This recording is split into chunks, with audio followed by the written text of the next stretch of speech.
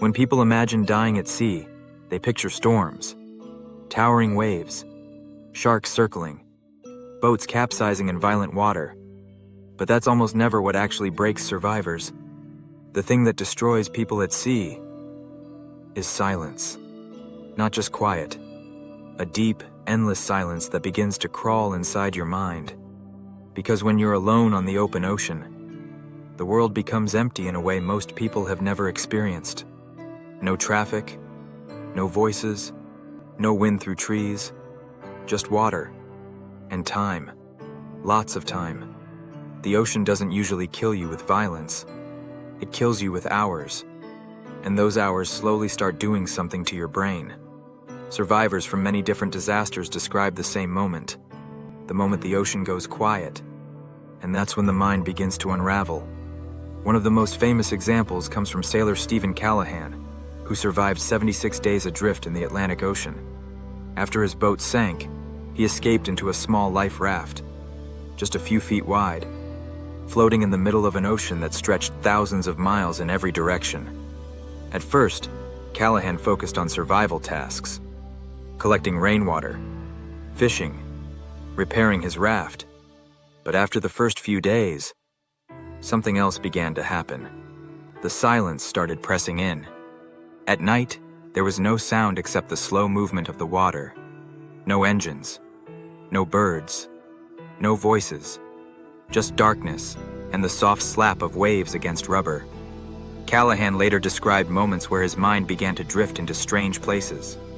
He would talk to himself, sometimes out loud, sometimes in whispers. Not because he was losing control, but because the human brain is not built to exist in total isolation. Our minds are wired for signals, faces, voices, movement. When those signals disappear, the brain starts creating them.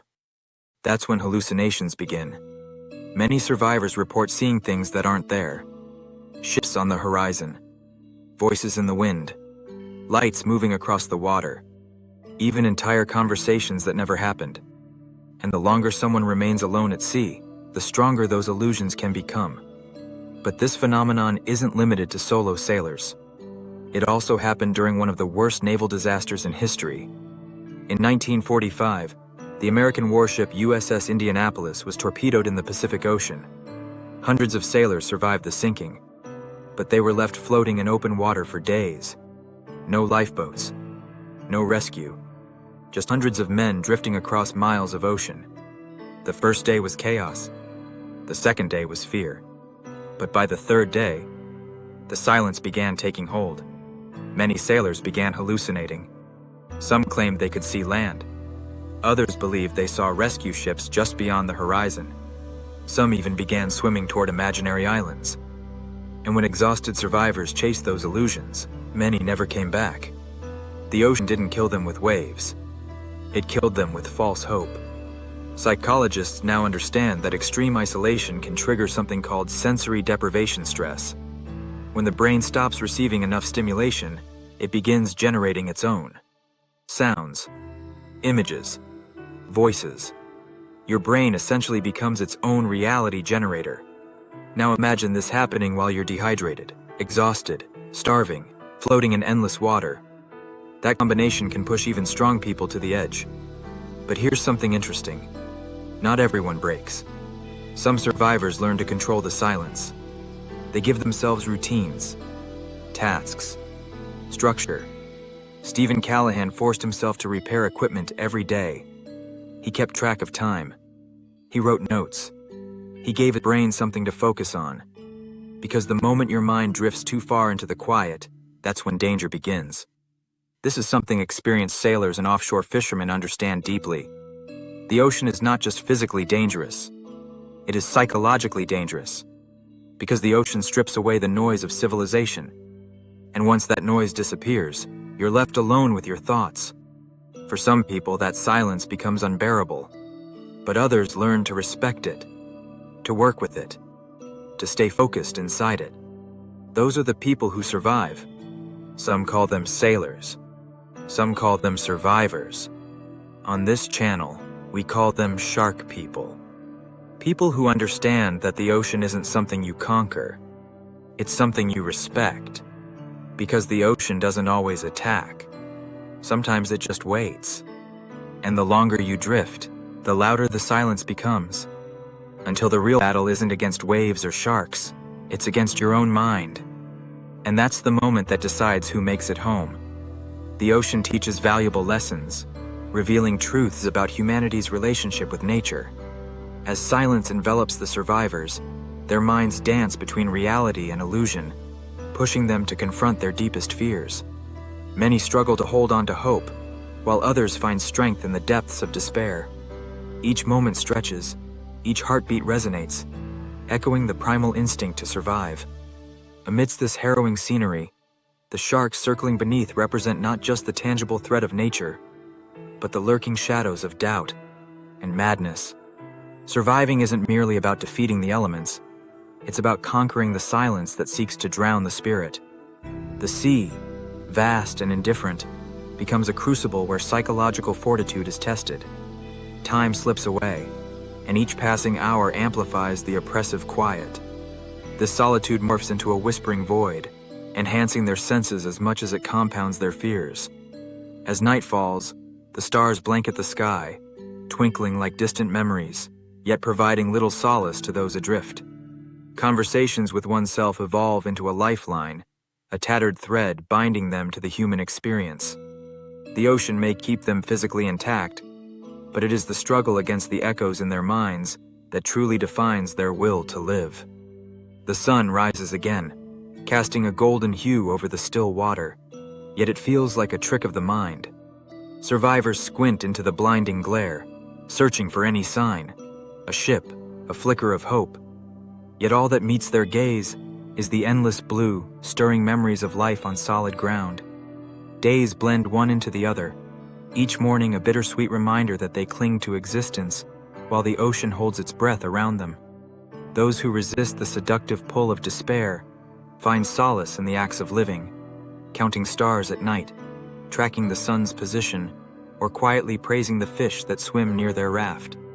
As the sun warms their skin, they forge a bond with the water, embracing its beauty even amid fear. They whisper stories to the sea, sharing secrets lost to the tides, summoning courage with every breath. Each passing hour now serves as a fragile thread, weaving a tapestry of resilience against the backdrop of silence. The ocean may be a merciless companion, but through determination and a keen grasp of their own sanity, these remarkable individuals continue to cling to life. The first signs of rescue became a double-edged sword, igniting fleeting hope while casting shadows of doubt. Survivors strained to hear distant engines, their hearts racing at the mere whisper of possibility. Were they real, or just another illusion crafted by a mind on the brink?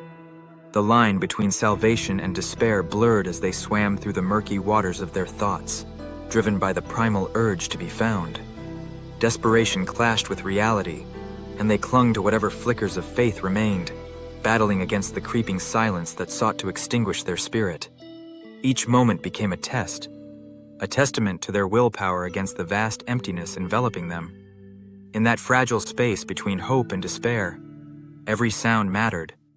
A ripple became a melody. A distant wave crashing against the raft turned into a heartbeat of connection, reminding them that they were still part of something greater than themselves. As the shimmering horizon painted the sky, they shared silent prayers with the ocean, asking for mercy and guidance, as their spirits flickered like candlelight in the wind. It was in these quiet exchanges that they discovered resilience, transforming their solitude into a shared companionship with the vast sea around them. Alone, yet not alone, they began to redefine what it meant to survive. As the days wore on, their collective consciousness wove a narrative of endurance, a testament to the human spirit that thrives even amid the darkest of nights and deepest silences. The looming sense of isolation became palpable, wrapping around them like a heavy fog. As they bobbed on the surface, awakening memories of laughter and warmth, they felt the grip of the ocean tighten, reminding them of its vastness and indifference. Each sailor's story intertwined with another, creating a tapestry of fear, longing, and unwavering hope. In moments of clarity, They glanced at one another, silently gauging the flickering embers of resilience that still burned within. They became compassionate observers of their shared plight, recognizing that survival meant more than just resisting the lure of despair. It meant forming an unbreakable bond grounded in mutual understanding amidst the overwhelming silence. Together, they pushed against the shadows, their hearts beating as one in the relentless struggle against the quiet threat of madness. With the vast ocean stretching endlessly around them, they found strength not just in themselves, but in the shared human experience encapsulated in their collective gaze. As they leaned into their collective strength, the haunting echoes of their thoughts started to soften. Over shared rations, stories emerged, tales from home, laughter long buried by despair, and dreams igniting hope's flicker anew. The silence, once their enemy, transformed into a canvas for connection. The ocean had become a sanctuary of survival, a teacher guiding them to embrace both their fears and dreams. In the depths of silence, they uncovered the profound truth that while the sea can be an unforgiving adversary, it also holds the potential for rebirth and resilience. Together, they emerged not just as survivors, but as warriors of spirit.